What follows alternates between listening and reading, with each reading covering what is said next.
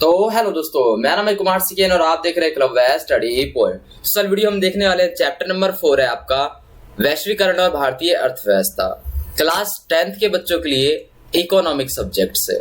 दोस्तों इस वाली वीडियो हम बात करने वाले हैं आपके चैप्टर 4 से रिलेटेड सभी इंपॉर्टेंट क्वेश्चन आंसर जो है और वो टॉपिक जो कि पेपर में बार बार पूछे जाते हैं। ठीक है दोस्तों, तो यहाँ पर सबसे पहला जो टॉपिक है आपके सामने वो एक सिंपल सा है, वो है बहुराष्ट्रीय कंपनियां। ठीक है, बहुराष्ट्रीय कंपनियां क्या होती है दोस्तों? बहुराष्ट्रीय कंपनियां वह कंपनियां होती है जो एक से अधिक देशों में जो है अपने उत्पादन पर नियंत्रण रखती है। इसका मतलब क्या है? कोई एक कंपनी है, मान के चलते हैं कंपनी है ए, ये इस देश में भी अपना काम कर रही है, इस देश में भी अपना काम कर रही है, इस देश पर भी अपना काम कर रही है और इस देश पर भी अपना काम कर रही है, यानी अलग अलग देशों पर इसने उत्पादन पर नियंत्रण रख रखा है। तो ये बहुराष्ट्रीय कंपनियां हैं। ठीक है, यहां पर देखते हैं इसकी डेफिनेशन। वह कंपनियां जो एक से अधिक देशों में अपने उत्पादन पर नियंत्रण रखती है वो होती है बहुराष्ट्रीय कंपनियां। सिंपल। नेक्स्ट चलते हैं हम अपने यहाँ पर, जो कि है वैश्वीकरण। वैश्वीकरण दोस्तों एक इंपॉर्टेंट वर्ड है, आपको इसको समझना है कि ये क्या होता है। ठीक है, इस चैप्टर में बार बार आपको ये वर्ड आपके सामने आएगा। तो वैश्वीकरण होता है जो अपना देश है, अपने देश की अर्थव्यवस्था को संसार के अन्य देशों की अर्थव्यवस्था के साथ सामंजस्य स्थापित कराना। इसका मतलब क्या हुआ दोस्तों? इसका मतलब होता है, देखिए अपना देश है, ये रहा, मान के चलते अपना देश क्या है यहाँ पर। ठीक है, और अपना देश क्या करेगा? अपनी देश की अर्थव्यवस्था को हमने क्या किया? संसार के अलग अलग देशों की अर्थव्यवस्था के साथ हमने मिला दिया और खोल दिया। ठीक है, हमने ये कहा कि हम क्या करेंगे, हमारी देश जो है, हमारा देश उन देशों के साथ अपने कामकाज कर सकता है और वह देश हमारे देश में कामकाज कर सकते हैं, आयात निर्यात हो सकता है। यानी हमने क्या किया, व्यापार का जो द्वार है वो सभी देशों के लिए खोल दिया। ठीक है, आप मान के चलो एक कंपनी होती है हमारे देश की। ठीक है, हमारे देश की एक ही कंपनी होती, उस कंपनी का नाम होता एस। ठीक है, और वही हमें सामान बनाकर देती, तो वो कितने का भी बनाए हमें उसे खरीदना होता, लेकिन और वो जो है अपना जो सामान है उसमें अपनी गुणवत्ता में सुधार भी नहीं करता, क्योंकि इसको वही पता है कि ये जो भारत देश है इसमें मैं ही बनाऊंगा और बंदों को खरीदना पड़ेगा। ठीक है, लेकिन वैश्वीकरण में क्या होता है, हम दूसरे देशों के साथ संपर्क में आ जाते हैं, तो यहाँ पर क्या होता है, हमारे पास बहुत सारे विकल्प हो जाते हैं, बहुत सारे हमारे पास ऑप्शन हो जाते हैं। ठीक है, तो बहुत सारे ऑप्शन होने के कारण जो सामान है उसकी गुणवत्ता बढ़ जाती है, सब आपस में कंपटीशन में लगे रहते हैं। वैश्वीकरण का एक फायदा होता है। ठीक है, तो आपको वैश्वीकरण समझ में आ गया होगा, बाकी इससे रिलेटेड बातें तो हम करते रहेंगे इस चैप्टर में। विश्व बैंक को समझिए। विश्व बैंक, वर्ल्ड बैंक का नाम आपने बहुत सुना होगा। वर्ल्ड बैंक क्या है? अपने सदस्य राष्ट्रों को, यानी जो भी इसके सदस्य राष्ट्र है उनको वित्तीय सहायता प्रदान करती है। ये पैसों से संबंधित अंतरराष्ट्रीय संस्था है ये इस प्रकार की वर्ल्ड बैंक। आपने इसके बारे में बहुत ज्यादा सुना होगा। यहाँ पर एक छोटी सी डेफिनेशन के साथ आपको बताया गया है। एक और है जो कि आपके सामने है, मुक्त व्यापार। मुक्त व्यापार क्या है? नाम से ही पता चल रहा है, यानी व्यापार होगा और बिना किसी प्रतिबंध के होगा, यानी व्यापार आप कर सकते हो, ये होता है मुक्त व्यापार। यहाँ पर देखिए, जब दो देशों के बीच, यानी देश नंबर ए और देश नंबर बी, ठीक है, इन दो देशों के बीच व्यापार हो रहा है बिना किसी प्रतिबंध के, यानी इनको किसी प्रकार की कोई दिक्कत नहीं दी जा रही, तो उसे हम क्या कहते हैं? उसे हम कहते हैं मुक्त व्यापार। ठीक है, सिंपल सा था। आगे बढ़ते हैं यहाँ पर, यह उदारीकरण। उदारीकरण क्या होता है दोस्तों? उदारीकरण का मतलब है जो सरकार द्वारा किसी प्रकार का कुछ भी कानून बनाया जाता है, जिस कानून से, ठीक है, जिस कानून से क्या होता है, किसी प्रकार का प्रतिबंध लगाया जाता है, तो उस प्रतिबंध को हटाने की प्रक्रिया है ये। मान के चलो सरकार ने कोई नियम और कानून जो है लागू किया, जिससे क्या हो रहा है, किसी भी गतिविधि में, व्यापार की गतिविधि में क्या है, प्रतिबंध लग गया यहाँ पर कि अब ये काम यहाँ पर नहीं होगा, लेकिन उसको हटाने की प्रक्रिया, इस चीज को हटाने की और दोबारा से चालू करने की प्रक्रिया को उदारीकरण कहते हैं। ठीक है, यहां पर समझिए आप लचीलापन, नाम से ही लग रहा है लचीलापन, यहाँ इसका मतलब है यहाँ पर जो है छूट दी जा रही है किसी प्रकार की। ठीक है, ढील दी जा रही है किसी प्रकार की, लचीला है यहाँ पर। तो कानून में सरकार द्वारा, जैसे आपने देखा होगा हमारे देश में क्या होता है, हमारे देश में क्या सभी देशों में जो उद्योग के जो काम होते हैं, फैक्ट्री रिलेटेड समझ सकते हो आप इसको, उस काम को प्रोत्साहित किया जाता है, यानी उस काम को सपोर्ट दिया जाता है, सरकार उसको सपोर्ट करती है। क्यों करती है? क्योंकि उससे जो है हमारी अर्थव्यवस्था ग्रो करती है, ज्यादा फायदा ज्यादा होता है उससे। तो कानून में सरकार द्वारा जो ढील दी जाती है ना उद्योगों को प्रोत्साहित करने के लिए, उसे हम लचीलापन के नाम से जानते हैं। ठीक है, सिंपल है। यहां से समझिए आप निवेश परिसंपत्तियां, यानी ऐसी चीजें जो कि निवेश के रूप में की जाती है। देखिए, आप एक नॉर्मल बंदे हो और आपने क्या किया, आपने एक प्लॉट खरीदा, आपका घर है पहले से, लेकिन आपने एक और जो है प्लॉट खरीद लिया, तो वो प्लॉट निवेश के रूप में देखा जाता है कि हमने इस प्लॉट पर पैसे लगा दिए हैं और ये प्लॉट हम बाद में बेचेंगे तो महंगे में बिकेगा, ये नहीं बेचेंगे तो हमारे पास ये पैसे रखे हुए हैं जो कि बढ़ रहा है। तो ऐसी जगह पैसे लगाना जो बढ़ रहा हो उसे हम निवेश कहते हैं। तो कुछ संपत्तियां हैं हमारे पास जिसको हम निवेश परिसंपत्तियों के नाम से ही जानते हैं। फॉर एग्जाम्पल आपकी जमीन हो गई, फॉर एग्जाम्पल आपके मशीन हो गई, तो ये सारी चीजें देखिए यहाँ पर, जैसे हम भूमि खरीदते हैं, भवन खरीदते हैं, मशीन खरीदते हैं या अन्य कोई उपकरण खरीदते हैं, तो इसमें जो खरीदने में जो पैसा व्यय किया जाता है, लगाया जाता है, उस पैसे को, उस मुद्रा को निवेश के नाम से जाना जाता है और इन सभी चीजों को निवेश परिसंपत्तियों के नाम से जाना जाता है। सिंपल दोस्तों, आपको समझ में आ गया होगा। यहां पर चलते हैं हम विदेशी निवेश के बारे में। निवेश तो आपने देख लिया अभी, इन्वेस्टमेंट। अब विदेशी निवेश समझिए क्या होता है। जो बहुराष्ट्रीय कंपनियां अभी हमने समझा था, जो 2 या 2 से अधिक देशों में उत्पादन पर नियंत्रण रखती है, तो बहुराष्ट्रीय कंपनियां अगर कोई निवेश करती है तो वो विदेशी निवेश कहलाता है। फॉर एग्जाम्पल हम क्या है, हम यहाँ पर रहते हैं भारत में, यहाँ से किसी दूसरे देश की कंपनी ने, जो कि बहुराष्ट्रीय कंपनी है, उसने निवेश करा हमारे देश में, तो वो जो निवेश होगा वो विदेशी निवेश होगा। ठीक है, जैसे कि अभी हाल ही में आपको पता होगा जियो में जो निवेश किया गया है। ठीक है, तो उसे छोड़ते हैं, यहां पर आते हैं वैश्वीकरण के कारण प्रतिस्पर्धा के कुप्रभाव का उल्लेख कीजिए। यहां पर देखिए वैश्वीकरण, अभी बताया था हमने आपको, वैश्वीकरण के कारण क्या हो रहा है, कंपटीशन की वजह से कुप्रभाव, यानी नेगेटिव पॉइंट्स हमें बताने हैं कौन कौन से होते हैं। प्रतिस्पर्धा के कारण जो कंपटीशन है उसके कारण छोटे छोटे जो उद्योग है, जैसे बैटरी, प्लास्टिक, खिलौने, टायर वाले बंदे, ठीक है, तो इन सब का जो उत्पादक है इन पर बहुत बुरा प्रभाव पड़ा है। ठीक है, क्योंकि वैश्वीकरण जो होता है दोस्तों वो बड़े लेवल पर होता है, बहुत ज्यादा। ठीक है, और जो छोटे छोटे लेवल पर रह गए ना लोग, उनके जो काम है वो बुरी तरह से प्रभावित होते हैं। ठीक है, वैसे हम लोग को वैश्वीकरण से बहुत ज्यादा फायदा होता है, ये सारी बातें मैं आपको बताऊंगा, लेकिन आप यहाँ पर समझिए जो छोटे कामकाज वाले बंदे होते हैं, छोटे उद्योग वाले बंदे होते हैं, उन सबका बुरा प्रभाव पड़ता है उन पर। यहाँ पर देखते हैं श्रमिकों की बेरोजगारी में वृद्धि, यानी बेरोजगारी में वृद्धि हो रही है यहाँ पर लोगों के, कुछ लोगों के, श्रमिकों को ज्यादा लाभ नहीं हुआ। ठीक है, इनको फायदा ज्यादा नहीं मिलता। ठीक है, यहाँ पर देखते हैं उसके बाद क्या है, श्रमिकों को ज्यादा घंटे काम कराया जाता है, और ये जो ज्यादा घंटे काम कराने की बात है, ये जो काम की बात है ये नॉर्मल हो गई है। पहले क्या होता था, मान के चलो अगर कोई बंदा है उसको आप 1 घंटा ज्यादा काम करा रहे हो तो उसे लगता है कि हाँ भाई आज मुझे 8 बजे तक काम करना था, मैंने 9 बजे तक काम किया, लेकिन ये बात यहाँ पर उसके लिए नॉर्मल सी हो गई।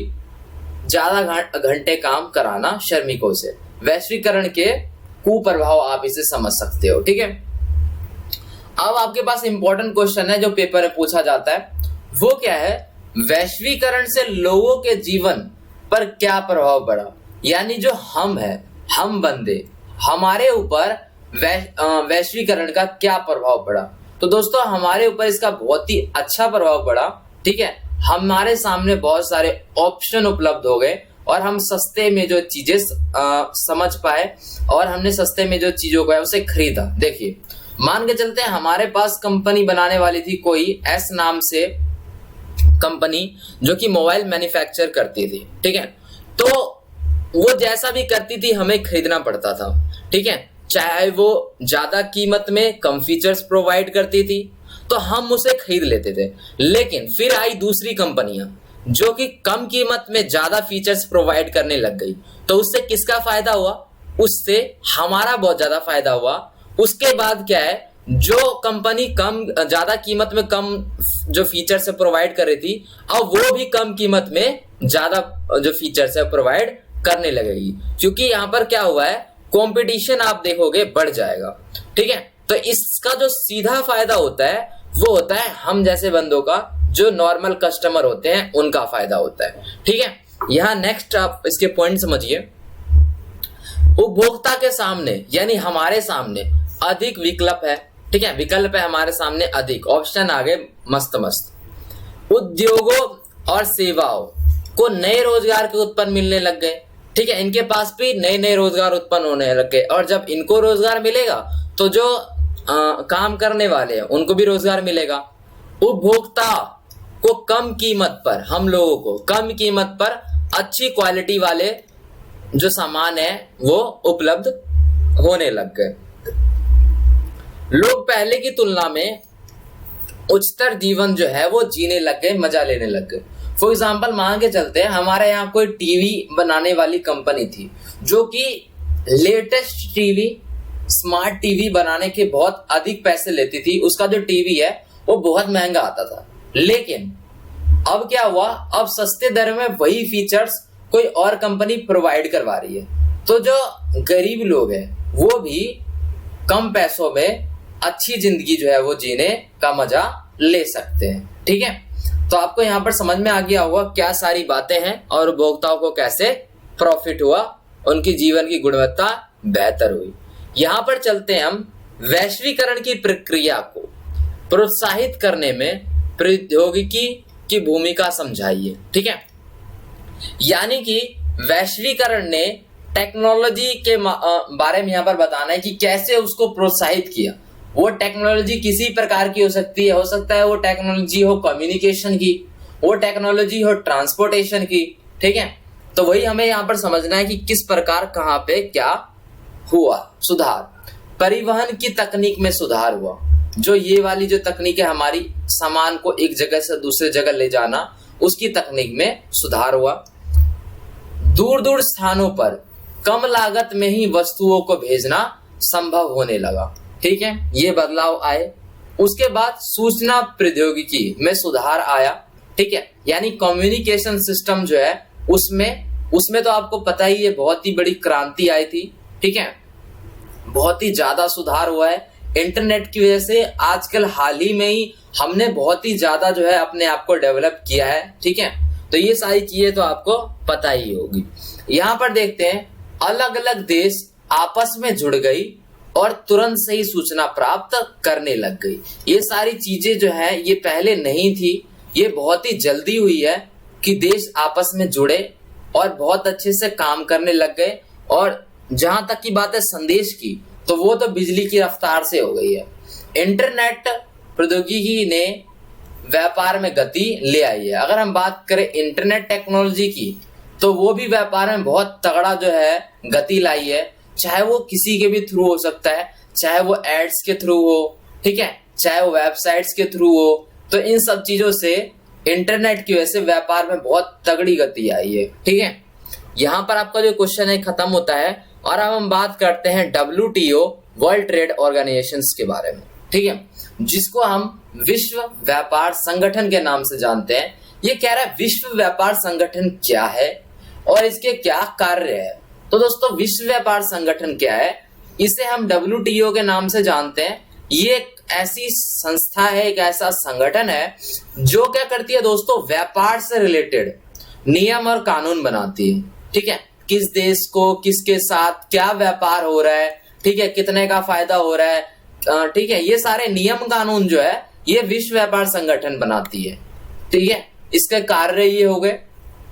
उसके बाद क्या है, ये उन कार्य जो इन्होंने रूल्स एंड रेगुलेशन बनाई है ये उस पर भी नजर रखती है। जैसे आपको पता है केंद्रीय बैंक में नजर रखती है ना RBI अपनी वाणिज्य बैंकों पे, इस प्रकार ये भी नजर रखती है कि जो मैंने रूल्स एंड रेगुलेशन लागू किए हैं क्या उसका सही तरीके से इस्तेमाल हो रहा है, नहीं हो रहा। ये सारा काम है विश्व व्यापार संगठन का। ठीक है, व्यापार से रिलेटेड, ट्रेड से रिलेटेड काम होता है इसका सारा का सारा।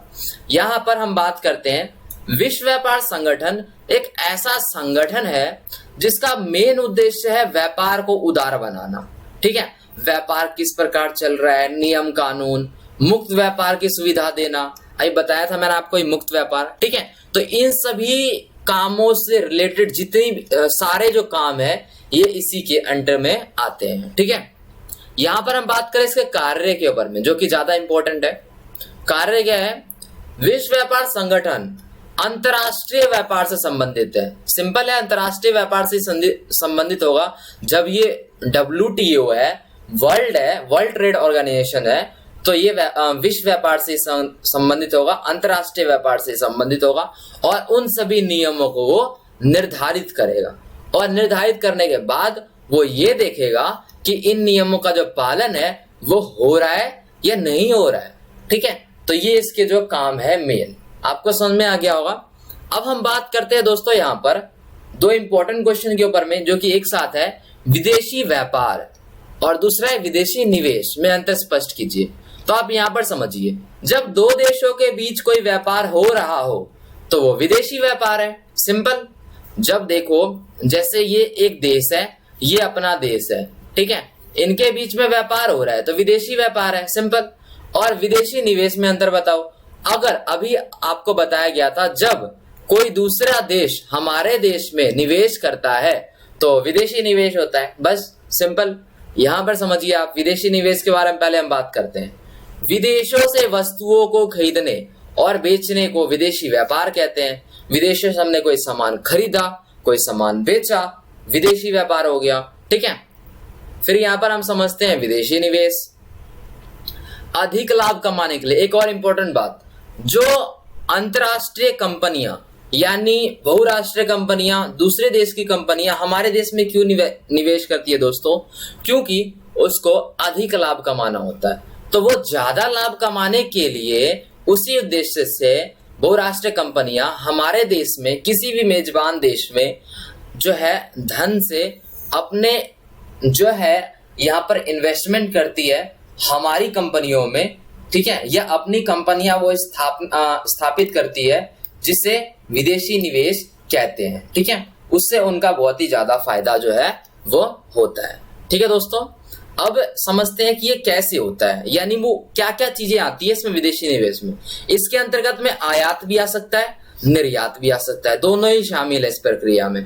ठीक है, इसके बाद क्या है, विदेशी निवेश में बहुराष्ट्रीय कंपनियां, देखो जो विदेशी निवेश है, विदेशी निवेश में क्या आएगा, जो बहुराष्ट्रीय कंपनियां हैं जो बहुत राष्ट्रों में क्या करती है, निवेश करती है, वो अगर यहां पर कुछ निवेश करती है तो उस निवेश को हम पूंजी निवेश भी कहते हैं। पूंजी निवेश के अंतर्गत वो जो है वो आता है। ठीक है, नेक्स्ट जो पॉइंट है वो क्या है, ये उत्पादन के लिए अवसर प्रदान करता है। सिंपल, जब वो यहाँ पर निवेश कर रहा है तो उससे उसका फायदा होगा, हमारा फायदा होगा। ठीक है, और उससे क्या है, उसके उत्पादन के लिए भी अवसर जो है नए नए वो प्रदान होंगे और ये पूंजी की कमी को दूर करता है। फॉर एग्जाम्पल मान के देखो, हमने ये सोचा कि कोई खाली जगह है ऐसी जहां पर हमें कोई कंपनी लगानी चाहिए, लेकिन हमारे सरकार के पास उतनी पूंजी नहीं है, अभी वो काम नहीं हो सकता, बाद में होगा। लेकिन उसी जगह पर आके जब कोई बड़ी दूसरी कंपनी निवेश कर जाती है तो हमारी पूंजी की जो कमी थी वो दूर हो गई। हम भी चाहते थे वहां पर कोई कंपनी स्थापित हो और वहां पर कंपनी स्थापित हो गई। दोस्तों देखिए, छोटे छोटे विकास से ही बहुत बड़ा विकास होता है। जैसे मान के चलो, अब सबसे बड़ा जो प्रॉफिट है वो किसका है? देखो, जब कोई विदेशी निवेश करता है तो सबसे बड़ा जो प्रॉफिट है वो उस कंपनी का है जिसने निवेश किया है। उसके बाद हमारे भारत सरकार का भी है, क्योंकि उसने भारत सरकार को भी यहाँ पर भारत में निवेश किया है। उसके बाद वो छोटे मोटे जो लोग हैं, ठीक है, जो वहां पर दुकान लगाएंगे, जो वहां पर किसी प्रकार की सुविधा देंगे, उनको भी प्रॉफिट है वहां पर, ठीक है। तो मिला जुला कर, ठीक है, सबको प्रॉफिट होता है अगर निवेश होता है भारत में तो, ठीक है। आपका जो चैप्टर था बहुत ही इंपॉर्टेंट है, इंपॉर्टेंट चैप्टर्स में से एक है।